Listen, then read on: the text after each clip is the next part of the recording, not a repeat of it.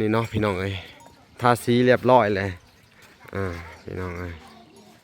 พองามอยู่พี่น้องเอ้ยเนาะนี่พี่น้องเอ้ยสภาพเดินชานเพิ่นกะงามอยู่พี่น้องเอ้ยงามพอสมควรอยู่เนาะสีนี่กะเป็นสีไม้พี่น้องไม่ไปเยอะแต่ว่าตัวนี้มันสิออกเขียวแน่ก็เข้ากับตัวเทิงเนาะพี่น้องเนาะแต่ว่าทั้งสร้างเพิ่นว่าสีไข่มันบ่พอแหละก็เลยใส่สีเขียวไปเนาะอันน่ะเป็นลูกติ่งบันไดลูกติ่งอันเฮือนเนาะก็สิงามอยู่ดอกพี่น้องเอ้ยเบิ่งก่อนเนาะแล้วถ้าเป็นอย่างไรก็ต้องขอโทษขออภัยเนาะน้ำแม่ตู้เพิ่นพี่น้องเอ้ยเพิ่นกำซับเวลาอยู่แต่ว่าเวลาก็กำซับสร้างอยู่พี่น้องเอ้ยบอกให้เพิ่นท่าตัวนี้เนาะแต่ว่าสีบ่พอเพิ่นก็เลยบ่ได้โทรถามเวลาเนาะเพิ่นเลยถ้าเป็นสีอันเขียวไปเลยสีเขียวมันเหลือหลายพี่น้องเอ้ยพี่น้องเอ้ยบ้านนี้เอ้าเป็นจังไดอยู่ดีมีแฮงบ่สู่คนเอาสบายดีเด้อสบายดีเบิดทุกคนพร้อมเพรียงกันลีมื้อนี้เนาะยิ้มแย้มแจ่มใสกันเนาะ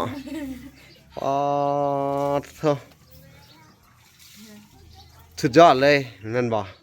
ความรู้สึกนี่ดีใจเนาะยิ้มเป้ยเลยบาทนี่พี่น้องเอ้ยสีกะทาเสร็จไปเทียมห้อยหมดเลยเนาะโอ้งามประตูได้สาไปผักมึงดูไปเห็ดขักคือบ่แห้งแล้วบ่นี่ฮะยังทันแห้งนะแห้งแล้วฟ้านี่งามประตูตัวนี้ได้สาประตูปองเยี่ยมปิดมึงดูปิดเปิดมึงดูสะดวกสบายอยู่บ่ต้องว่าได้เฮือนงามมาเลยพี่น้องดึงเคยดึงมึงเบิดทุกอันดูถ้าบ่แม่นก็ให้สร้างเฮ็ดให้ใหม่ตื่นเต้นเห็นไหมตื่นเต้นเนาะเอาบัดนี้ไฟสินอนห้องนี่ฮะก็สินอนโดยคอยสองคนนี่นอนอันนี้เนาะอันนั้นวัดแม่นอนอยู่นี่นอนอยู่พุ่นเนาะโอ้บาทนี่เดี๋ยวเวลาสิได้จ่ายอันนั้นเด้อค่าอันน่ะค่าสร้างอะไรเนาะและค่าสีค่าท่าพร้อมค่าจ้างสร้างเนาะค่าสีเขาจะไปเลยเนาะค่าจ้างสร้างนี่3 ล้านเนาะและบ้านนี้ค่าข้างสำลาเฮือนนี่ตะกี้9 ล้าน10 ล้านเนาะ10 ล้าน5 แสนจะเบิกไป4 ล้านเนาะในยามฉุกเฉินเพิ่นเบิกไปน้องพี่น้องเวลาเขาไปถ่ายยังเบิก5 ล้านเบิกไป5 ล้านล้านยังเหลือ5 ล้าน5 แสนแม่นอันดับแรกก็สิจ่ายค่าอันนั้นก่อนเด้อสร้างก่อนตัวที่เหลือใช้จะนับเบิ่งกันอันนี้ก็เป็น5 ล้าน 5เนาะนับมันก่อน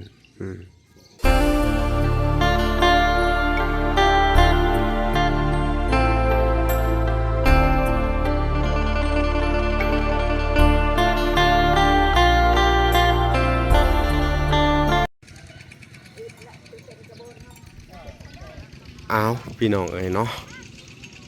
กราบสบายดีพ่อแม่พี่น้องเนาะเบิดสู่คู่สู่คนพี่น้องเอ้ยเนาะกันยินดีเข้าสู่ช่อง YouTube บ่ละสายบุญเนาะคุณธรรมคือเก่าพี่น้องเอ้ยเส้นเก่าเส้นเคยพี่น้องเนาะทักทายสบายดี FC ทางฝั่งไทยและ FC ทางฝั่งลาวและ FC ทางต่างประเทศเนาะที่รับชมเวลาอยู่พี่น้องเอ้ยเนาะมื้อนี้ทางเวลากะมาติดตามเบิ่งทางเฮือนสาวลีพี่น้องเอ้ยก็ถือว่าทางสร้างเพิ่นโทรมาหาเวลาว่าเสร็จเรียบร้อยเนาะทางอันทาทาสีพี่น้องเอ้ยดูสภาพเนาะนี่ทางสร้างแล้วก็นายบ้านอยู่นำกันสบายดีนายบ้านสบายดีสร้างพี่น้องเอ้ยนี่เนาะพี่น้องเอ้ยทาสีเรียบร้อยเลยพี่น้องเอ้ยงามอยู่พี่น้องเอ้ยเนาะนี่พี่น้องตัดภาพมาอยู่ทางเรือนอีกทีหนึ่งกาสีได้สอบถามสร้างเพิ่นพี่น้องเนาะสบายดีอีกทีหนึ่งเนาะถือว่าเสร็จตั้งแต่เมื่อวานนี่เนาะไวเนาะสีนี่พอบ่สี ซีนี่พ่ออยู่ พอเนาะ โดย แต่ ซีทาเฮือนนี่พ่อซีตกแต่งนี่ยังพ่อ อืมคือเวลาต้องขอโทษนะพี่น้องเอ้ย โดย ทางในตู้เพิ่นก็ว่า ให้ทาลูกติ่งเป็นสีสีไข่เนาะ โดย มันจะออกสีเหลืองๆเนาะสีไข่เนาะแต่ว่าเพิ่นว่าสีบ่พอเนาะพี่น้องเพิ่นก็เลยเอาสีเขียวมาทาเนาะ โดย แม่นบ่ แม่นแหละ แต่ว่าหลักกับผักเงินให้เพิ่นเป็นคนซื้อเองเนาะพี่น้องเพิ่นก็ไล่ใส่ก็บ่ฮู้ว่าเพิ่นไล่จังไดพี่น้องเอ้ยเนาะต้องขอโทษขออภัยนำเด้อเนาะทางแม่ก็ได้เนาะพี่น้องไอ้สภาพเรือนชานเพิ่นก็งามอยู่พี่น้องเอ้ยงามพอสมควรอยู่เนาะสีนี่ก็เป็นสีไหม้พี่น้องไม่ไปเยอะแต่ว่าตัวนี้มันสิออกเขียวแน่ก็เข้ากับตัวเทิงเนาะพี่น้องเนาะแต่ว่าทั้งสร้างเพิ่นว่าสีไข่มันบ่พอแหละก็เลยใส่สีเขียวไปเนาะอันน่ะเป็นลูกติ่งบันไดลูกติ่งอันเฮือนเนาะก็สิงามอยู่ดอกพี่น้องเอ้ยเบิ่งก่อนเนาะแล้วถ้าเป็นอย่างใดก็ต้องขอโทษขออภัยเนาะน้ำแม่ตู้เพิ่นพี่น้องเอ้ยเพิ่นก็กำชับเวลาอยู่แต่ว่าเวลาก็กำชับสร้างอยู่พี่น้องเอ้ยบอกให้เพิ่นท่าตัวนี้เนาะแต่เวลาสีบ่พอเพิ่นก็เลยบ่ได้โทรถามเวลาเนาะเพิ่นเลยถ้าเป็นสีอันเขียวไปเลยสีเขียวมันเหลือหลายพี่น้องเอ้ยเนาะถ้าเช็ดจังไดบาดนี้เอ้าสิให้ทุกคนเบิ่งหอบๆก่อนเนาะนี่ลักษณะเฮือนก็ถือว่าสีสันออกมาสวยงามพี่น้องเอ้ยนี่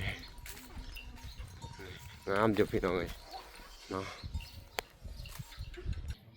พี่น้องเอ้ยหลังบ้านเนาะนี่โอ้กระทาเสร็จแล้วใหม่ๆพี่น้องเอ้ยนี่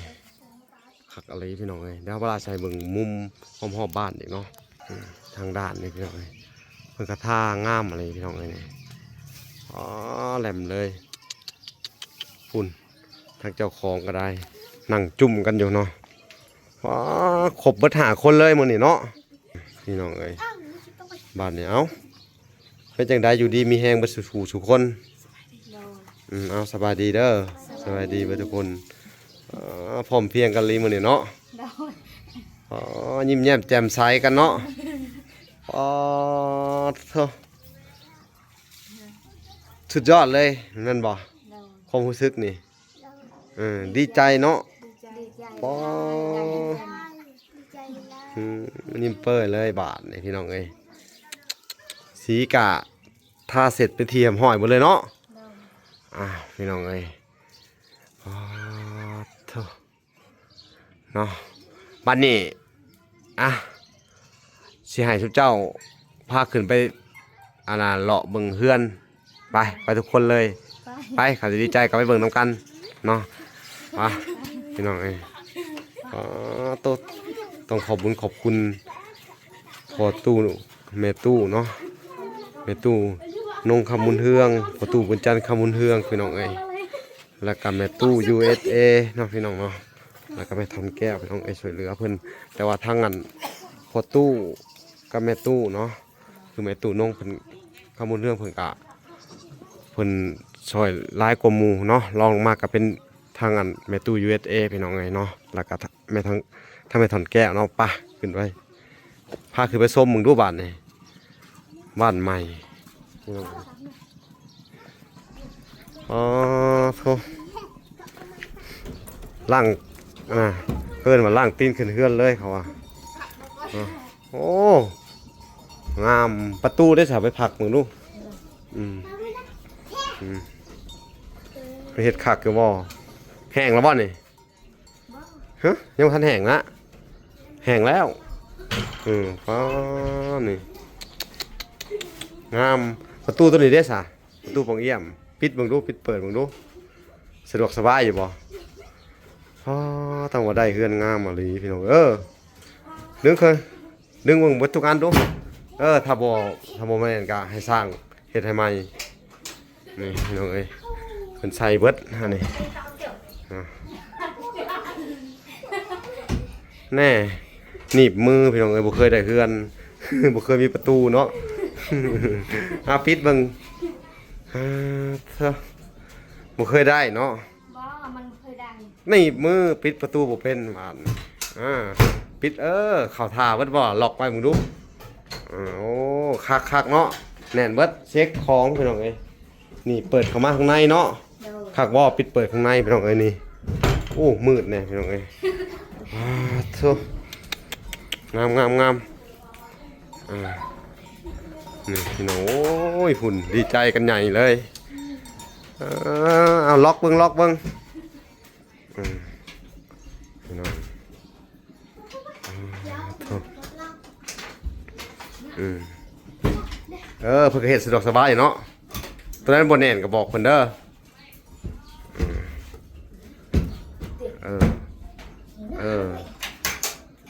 ล็อกได้สบายเนาะ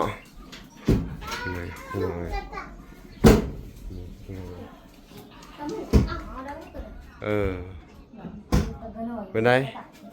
ได้อยู่บ่แล้วบอกล็อกได้บ่ถ้าบอกบ่ได้ก็ให้สั่งก็เบิ่งน้ำล็อกได้เบิดเนาะเซ็กของพี่น้องเอ้ยเปิดมาดูอันนี้ปิดเปิดดูอันนี้แหลมเลยพี่น้องเอ้ยเอาโอเคบาทนี่พี่น้องเอ้ยสุดยอดเนาะนี่งามบ่ป้อดีใจนะเนาะได้เพื่อนมันต้องแบบนี้แหละเนาะครั้งแรกสุดยอดเลยเนาะตื่นเต้นเห็นไหมตื่นเต้นเนาะเอาบัดนี้ไผสินอนห้องนี่ฮะก็สินอนโดยคอยสองคนนี่นอนอันนี้เนาะอันนั้นวัดแม่นอนอยู่นี่นอนอยู่พุ่นเนาะโอ้ลืมแล้วเฮือนครัวบัดนี้เนาะลืมแล้ววันลืมเฮือนครัวแล้วฮะพี่น้องเอ้ยบ้านนี้ก็ยังบ้านผับพี่น้องเอ้ยโอ้ประเขตกันมาให้เรียบร้อยเนาะโอเคเดี๋ยวสิเอาบ้านผับมาให้นี่พี่น้องเอ้ยคักขนาดเนาะงามพี่น้องเอ้ยโธ่ดีใจนำเด้อพี่น้องเอ้ยเอาบัดนี้ทางเวลากะสิได้จ่ายเงินจ่ายยังให้สั่งเด้อสั่งเพิ่นก็มาแล้วไปลงไปข้างล่างพุ่นล่ะพี่น้องเอ้ยตัดภาพมาอยู่ทางสั่งไงเพิ่นสบายดีสั่งเนาะเป็นจังไดมื้อหน้าทางเวลาก็ได้ผากไปซื้อสีเนาะผากให้เจ้าไปซื้อสีก็ได้ซื้อครบตามจำนวนมันบ่ซื้ออันนี้นำแน่เนาะซื้ออันนี้นะ200,000ทั้งเบิดจักป่องนี่ผู้ดีเลยบ่นี่4 ป่องกับทินเนอร์ตุกนึงก็300,000ผู้ดี4ไข่เด้3.5 ล้านได้เนาะเวลาเนาะเลยตก3.3 ล้านไปซื้อนะ3.3นี่ก็ซื้ออันรอนี่เด้ซื้อรอก็200,000อันละแสนรออันละ35 70แล้วก็ซื้ออันรอนี่ซื้อน้ำกินน้ำแหน่เอาโอเคพี่น้องเอ้ยกับผู้ดีเบิดผู้ดีเลยเนาะบาทนี่เดี๋ยวเวลาสิได้จ่ายอันนั้นเด้อค่าอันน่ะค่าสร้างอะไรเนาะและค่าสีค่าท่าพร้อมค่าจ้างสร้างเนาะค่าสีเขาจะไปเลยเนาะค่าจ้างสร้างนี่3 ล้านเนาะและบ้านนี้ค่าข้างสำหรับเฮือนนี่ตะกี้9 ล้าน10 ล้านเนาะ10 ล้าน5 แสนจะเบิกไป4 ล้านเนาะในยามฉุกเฉินเพิ่นเบิกไปน้องพี่น้องเวลาก็ไปถ่ายยังเบิก5 ล้านเบิกไป5 ล้านล้านยังเหลือ5 ล้าน5 แสนแม่นยังเหลือ5 ล้าน5 แสนเนาะกับค่าที่3 ล้านเป็น8 ล้าน5 แสนกับไม้ตัวนี้เด้ไม้ตัวนี้ก็3,000ยังเหลือ5 ล้านเนาะ5 ล้าน5 แสนเนาะแล้วก็ค่าสร้างอีก3 ล้านเนาะทาสีนะค่าทาสีพี่น้องเอ้ยเนาะค่าไม้ที่อันนี้ไม่แปลน3 แผ่นแผ่นหนึ่ง80,000 240โอเคพี่น้องเอ้ยเนาะแล้วเวลาก็สิได้ค่านั่นเด้ค่าตะปูโลนึงค่าตะปูจ่ายน้ำเลยเด้อเดี๋ยวสิจ่ายตอนนี้แหละเนาะแล้วก็พี่น้องเอ้ยสิได้เชิญในบ้านมานำแหน่มื้อนี้สร้างให้มันจบเลยเนาะก็คือว่าทางในบ้านเพิ่นก็ว่า อันเสร็จสิ้นแล้วก็สิได้มอบเงินค่าไพ่เขาอีกบาทนี่เนาะอ่ะในบ้านเชิญทางนี้หน่อยเด้อเอา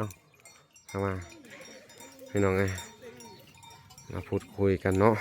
เรื่องค่าไฟเนาะสบายดีอีกทีหนึงโดยเนาะคือไฟนี่ต่อจากเจ้าเลยเนาะ เอาจากน้ำแม่พุ่นแหละ โอ้ ไฟ โมเมนต์ไฟเจ้าเนาะ โดย ไฟแม่ โดย แต่เขาเอากันหา700,000 โดย โอเคพี่น้องเอ้ยสิไล่จ่ายให้เบิดเลยเนาะโอเคเดี๋ยวเวลาก็สิได้จ่ายเงินก่อนบาทนี่เด้อพี่น้องเอ้ยพี่น้องเอ้ยเนาะทางเวลาก็สิได้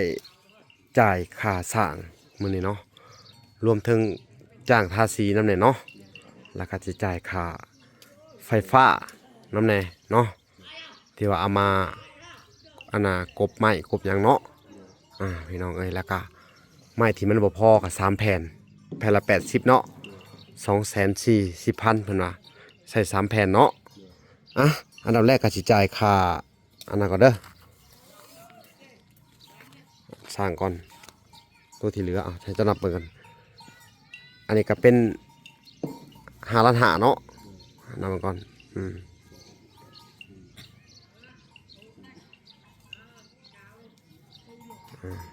นับเบิ่ง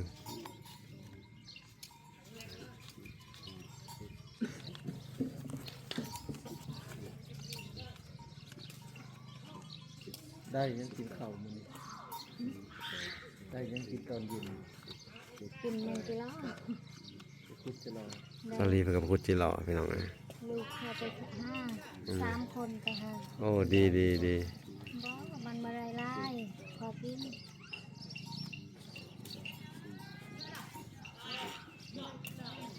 ข้าวเรียน3คนเนาะ โดย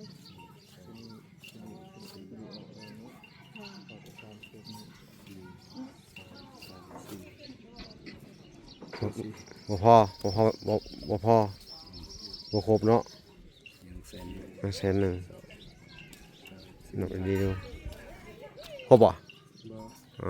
บ่ครบเนาะแป๊บนึงขาด100,000แป๊บนึงเด้อ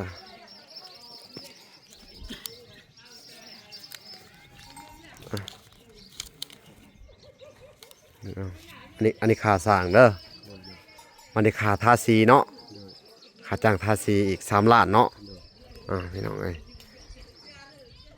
มา3 ล้านมื้อน่ะก็ให้ค่าอันน่ะไปซื้อสีนำได้เนาะมันราคาให้เพิ่นแน่200,000พี่น้องเอ้ยเนาะในเวลาสิให้พ่อนับก่อนสบายดี สบายดีพ่อเป็นคนจ่ายลืมถือค่ากล่องมาพี่น้อง3 ล้าน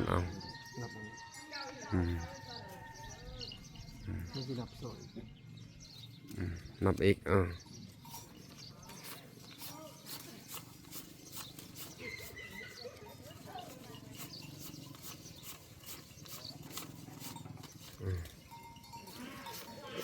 าให้ในบ้านบ่เมื่อเลยในบ้านเราให้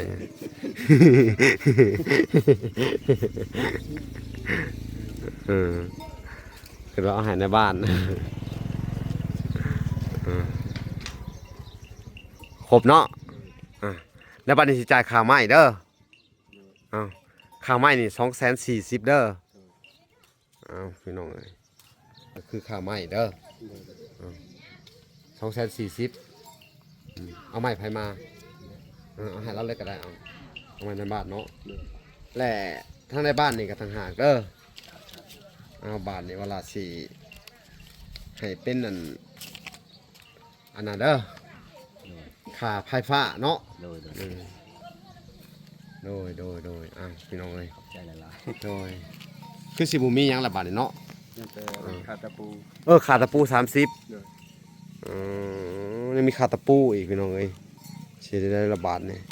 ทอนมาให้เด้อบ่30,000มีทอนมาให้บ่มีอยู่บ่เอาไป50มาเอามาค่อยเปลี่ยนไป50เจ้า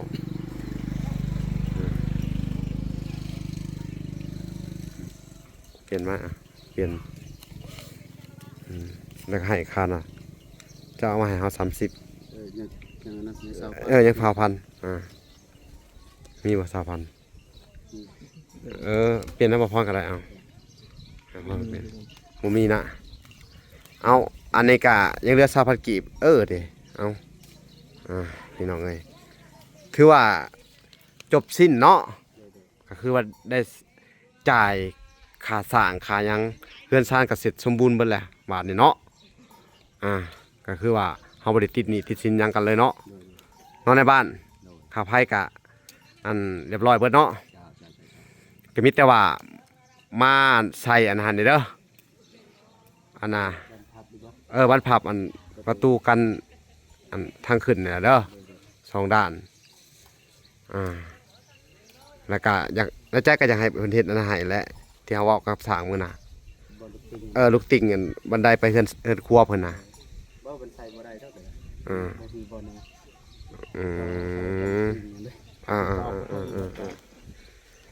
เอ้าทางสร้างนี่ก็ข้อมอบเด้อมอบเลยเนาะเบาอันนั้นโดยเสร็จเรียบร้อยเนาะพี่น้องเอ้ยก็ต้องขอบคุณผู้ใหญ่เพิ่นเนาะทั้ง3ฐานพี่น้องเอ้ยเนาะมีทั้งอันแม่ตู้ USA แล้วก็แม่ตู้นงคำมุนเฮืองพ่อตู้บุญจันทร์คำมุนเฮืองเนาะแล้วก็ทางแม่ทอนแก้วเนาะอันน่ะที่ซอยในเฮือนหลังนี้พี่น้องเอ้ยแต่ว่าซอยมาตลอดเลยก็เป็นแม่ตู้นงคำมุนเฮืองกับพ่อตู้บุญจันทร์นั่นแหละพี่น้องเอ้ยซอยละลายสิ่งละลายอย่างในสิ่งที่มันบ่พอพี่น้องเอ้ยเนาะนับตั้งแต่เครื่องใส่ของซอยเนาะซาลีเพิ่นก็ซอยมาตลอดพี่น้องเอ้ยเนาะแล้วก็เพิ่นก็ซอยให้มาอันกาเกียมขึ้นเฮือนเนาะคือเฮาเว้ากันนั่นแหละเนาะก็สิเป็นข้าวปุ้นเนาะน้ำหวานเนาะมี2อย่างเด้อ10,000ทั้งว่าล่ะก็สิซื้อเป็นนั่นปลานิ่นเนาะเอามาเฮ็ดน้ำข้าวปุ้นบ่มีคนเฮ็ดแม่นบ่แน่นอนเนาะ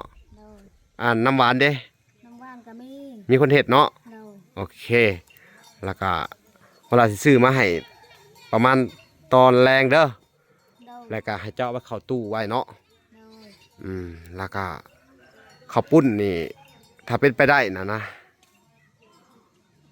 ทางเวลาก็มีแนวแก่เนาะอยากให้เจ้าออกไปเอาแต่เช้าได้บ่เฮาสิสั่งไว้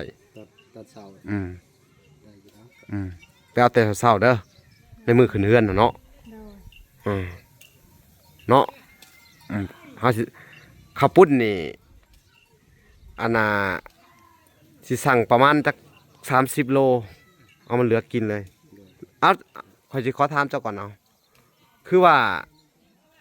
อันน่ะจำนวนคนที่จะมาขึ้นเฮือนเจ้านี่จะสิเว้าหลายบ่อย่าแต่มีเครื่องกินเจ้าอันนั้นเด้ทันเว้าบ่เจ้าคิดว่าสิเล่าหลายคนบ่หลายเขาอยากเว้าเจ้าอยากเว้าหลายเนาะ30 โลพอกินบ่ข้าวปุ้นแล้วก็น้ำหวานหม้อใหญ่ๆเศษหม้อใหญ่ให้เอาจะมันเหลืออยู่เหลือกินเลยเนาะเอาก็มากินข้าวปุ้นน้ำหวานอย่างนี่แหละเนาะเพราะว่าขึ้นเฮือนใหม่บางเทื่อกะเคยสิบอกเจ้าเด้อแตงโมกับบะหมี่มักพริกกับบะหมี่เกลือกับบะหมี่หมดแล้วโอเคเรียบร้อยเดี๋ยวคอยจะซื้อมาให้ขอแต่เจ้าบอกมาเนาะเอาบาทนี่แสดงความดีใจนำน้องอภรเนาะดีใจนั่นก็ได้ถือว่าเสร็จสิ้นภารกิจอันของสร้างเพิ่นมื้อนี้ก็ได้เนาะก่อนอื่นเบิดก็ต้องขอบคุณทางสร้างเด้อแล้วก็โดยทางในบ้านนำเนาะคือเฮือนหลังนี้สิเกิดขึ้นบ่ได้ถ้าบ่มีทั้งสร้างและก็ในบ้านเนาะพี่น้องเอ้ยผู้กำกับดูแลเนาะโดยมีตู่ที่ช่วยเรือโดยป่านนี้เนาะพี่น้องเอ้ยดีใจหลายๆเด้อโดยเนาะขอให้มีตู่อยู่ดีมีแห้งสาธุพี่น้องเอ้ยครอบครัวโดยเนาะพี่น้องเป็นจังได๋กะพี่น้องเอ้ยเรื่องอนาสีพี่น้องเอ้ยก็ขอโทษขออภัยนำทางแม่ตู้เนาะถ้าเพิ่นเบิ่งอยู่พี่น้องเอ้ยเนาะก็คือว่าเพิ่นบอกให้เอาเป็นสีไข่พี่น้องเอ้ยลูกติ่งพี่น้องเอ้ยแต่ทางสร้างเพิ่นซื้อมาบ่พอบ่พอเลยมันสีตัวนี้มันเดือดเอามันปองนึงเด้พี่น้องเอ้ยเลยทาเลยเนาะแต่แล้วเจ้าคิดว่าจะได้งามบ่ซาลีงามบ่งามเนาะ งามก็โอเคพี่น้องเอ้ยดีใจนะเพิ่นแต่ว่าทางเวลาก็สิได้โทรปรึกษาเพิ่นใหม่อีกทีนึงเนาะเพื่อเพิ่นว่าถ้าอยากให้สีไข่ก็สิให้สร้างมาแก้ให้เด้อเวลาสิซื้อสีมาให้อีกเนาะถ้าว่าเพิ่นว่าโอเคตัวนี้งามแหละก็โอเคเลยเนาะแต่ว่าทางสั่งทางเวลาก็ได้บอกเพิ่นแล้วแหละแต่ว่าน่าจะลืมบ่หรือใดซื้อมาบ่พอพี่น้องเอ้ยขอโทษขออภัยนำเนาะเอาบัดนี้ก็สิบ่มีหยังหลายพี่น้องเอ้ยเนาะก็ได้มาให้เจ้ากักเกียมเด้อ โดย เตรียมไว้เนาะ โดย กลับไปหาเราขู่เราคนนั่นแหละมาเด้อ โดย มาขึ้นเฮือนใหม่เนาะในมือขึ้นเฮือนใหม่ทั้งแม่ตู้เพิ่นก็ได้ซื้อที่นอนอีหยังหมอนมุ้งให้เจ้าเรียบร้อยแล้วเนาะ โดย ก็เอาที่นอนหมอนมุ้งนั่นน่ะถือลงมาให้ชาวบ้านถือคนละอันเนาะแบกแห่อ้อมเฮือนเนาะให้มันเป็นสิริมงคลเนาะสร้างดีมกดีใจนำเด้อ โดย เอาบาดนี่เพิ่นก็เบิ่งเจ้าอยู่เด้อ โดย เจ้าสิมีหยังสิตอบบุญแทนคุณเพิ่นบ่นี่ จะมีแล้ว ฮะ มีแล้วอวยพร ที่มีหยังบ่นี่มันก็เสร็จสิ้นเบิดแหละ ทานแม่ตู้ อ่า กับคุณแม่ตู้ขอบใจเด้อแม่ตู้เรือนคอยไปสิแล้ว แล้ว เจ็บให้ได้ความไข่ให้มีให้บักให้ลำให้รวยอันนี้มันความยืนแม่ตู้พอตู้แม่ท่านแก้วแม่ตู้เอมีความสุขมีความเจริญเด้อแม่ตู้ สาธุเนาะว่าพรสาธุเนาะ ขอบคุณทุก ดิ ท่านเนาะ ดีใจนำเพิ่นเนาะ โดย ทางเวลากะโอ้ยพี่น้องเอ้ยโล่งใจไปพี่น้องเอ้ยกับผู้ดีเข้าสู่หน้าพ้นแล้วเนาะว่าพรเนาะกะโล่งใจนำซุเพิ่นนี่แหละเนาะก็ต้องขอบใจฉางอีกทีหนึงเด้อพี่น้องเอ้ยทางเวลากะเนาะ ได้ขอตัวแล้ว สิได้ขอโตวก่อนพี่น้องเอ้ยลำลาไปก่อนคลิปนี้มันก็ค่ำแล้วพี่น้องเอ้ยเข้ามากะนี่แต่ว่าคือเว้ากันเนาะมื้ออื่นเวลาสิซื้อข้าวของมาให้เพิ่นใหม่อีกทีหนึงเด้อก็สิได้ใส่เงินของแม่ตู้นงคำบุญเฮืองคือเก่าพี่น้องเอ้ยเพิ่นก็ฝากไว้นำเวลาแล้วล่ะเนาะแต่ว่าเงินในส่วนที่เหลือเท่าไหร่เวลาก็สิได้โทรปรึกษาเพิ่นใหม่อีกทีหนึงเด้อเอาโอเคเนาะคลิปนี้ทางเวลาก็มุ้ยยังสิตอบบุญแทนคุณเนาะพ่อๆแม่ๆทั้งสามฐานพี่น้องเอ้ยเนาะทางเวลาก็สิขออวยชัยให้พรให้ทางแม่ทั้งสามฐานเนาะขอให้เพิ่นเนาะจงมีแต่ความสุขความเจริญเด้อทานไปแล้วเนาะไหลขึ้นมากคือเก่าทานมือเศร้าไหลเข่ามือแรงเนาะพี่น้องเนาะขอให้อายุมันควรยืนเนาะร่ำรวยเงินทองปราศจากโรคภัยไข้เจ็บเนาะบุญรักษาเทวดาคุ้มครองสาธุเด้อแม่ๆทั้งสามฐานเนาะเอาโอเคพี่น้องเอ้ยคลิปนี้ก็สิได้ขอตัวลำลาไปก่อนพี่น้องเอ้ยฝากไปติดตามคลิปตอนต่อไปพี่น้องบ๊ายบาย